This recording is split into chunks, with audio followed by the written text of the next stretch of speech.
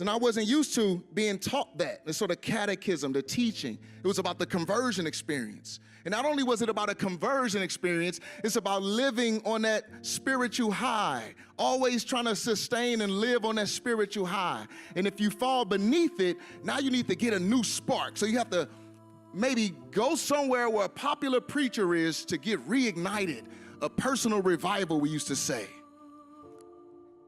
Because Christianity, outside of having this confessional style understanding of your faith that stretches back all the way to the origins of the church, is very wobbly, right? The floor is unstable, it's hard to walk. In fact, it's worse.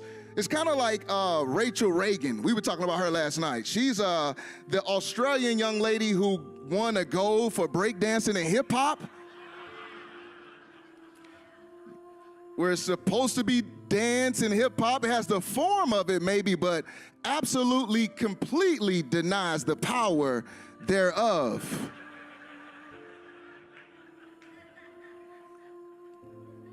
That's what it is, living in a wild version of Christianity with no confession, no structure that anchors you. You're just out squirming and squiggling, like trying to stay Christian. It's weird. And when I lived in that space, I remember one time, a couple of my friends and I, we were all in that low space. We needed a charge. We say, man, let's go to a revival. I say, yeah, let's do it. So we find a revival to go to. And we went to one in a city where a prophetess was there. So we show up fashionably late, and we get there, we kind of in the back. And then the pastor, she sees us, right? So we're trying to, creep in and be quiet, and one person gets in, excuse me, right? And then the prophetess sees us, and she calls out my one friend. She says, hey, you. She says, come on up here. God has a word for you. Now, my friend, he has like this V-neck t-shirt, tattoos all over his arm, dreads. He's like 6'6", so he just kind of walk into the pulpit, She's like, you, young man, have the spirit of lust in you. We're going to get that demon out of you right now. So now me and my friend are laughing at him like, she knows. She knows. So while we're making fun of him, she's like, and you too, young man, you come up here. So I look at my friend, he's looking back at me. I look at my friend, he's looking back at me. She's like, no, you. I'm like, me? She's like, yes, you. I'm like, then we both stand up. She's like, no, not you, you. And we both stand up again, no, you. And then finally I come forward. She says, yes, you, come up here. She says, you, young man, have the spirit of rebellion in you. I say, wow, okay. I don't know what to say to that. Continue. She says, lift up your hands so I can cast out the demon of rebellion.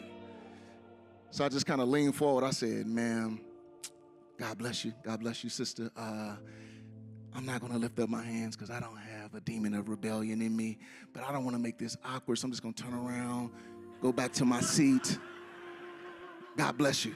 She's like, there it is, right there. There it is, right there.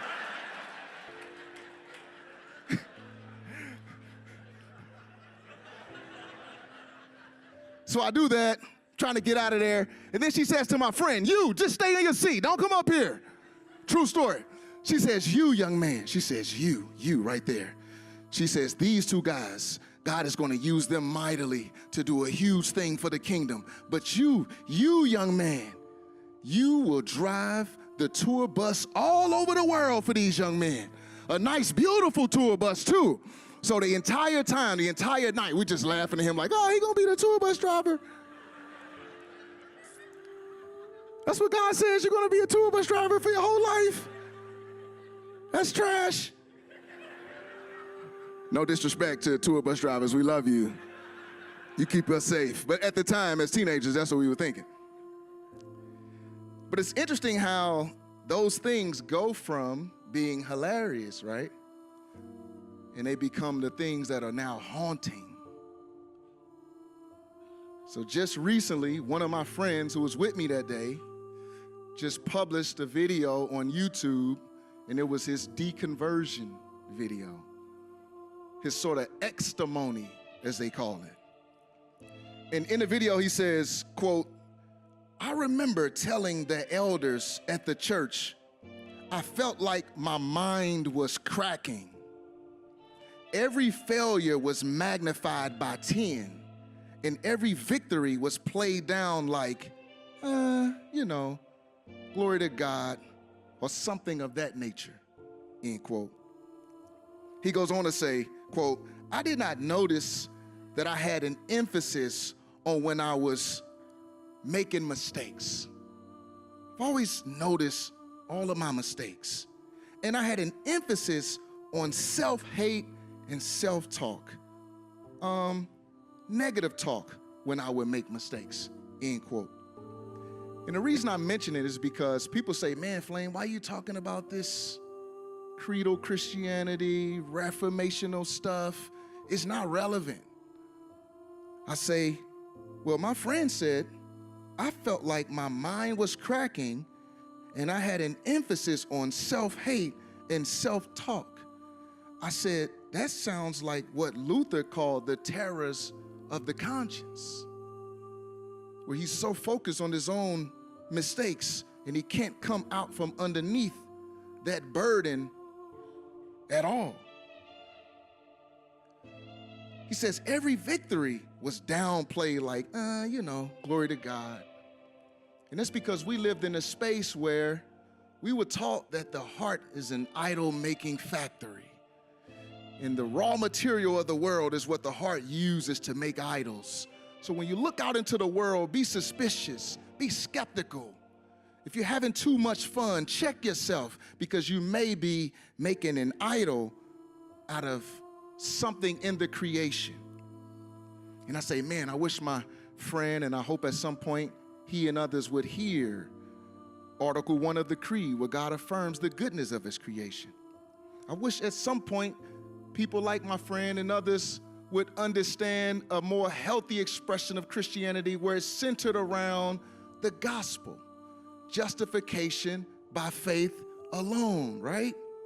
Where these realities protect you and orient and inform how you do life. So as you move it out into the world, you have a clear understanding of your standing before God, and it always loops you right back to that reality.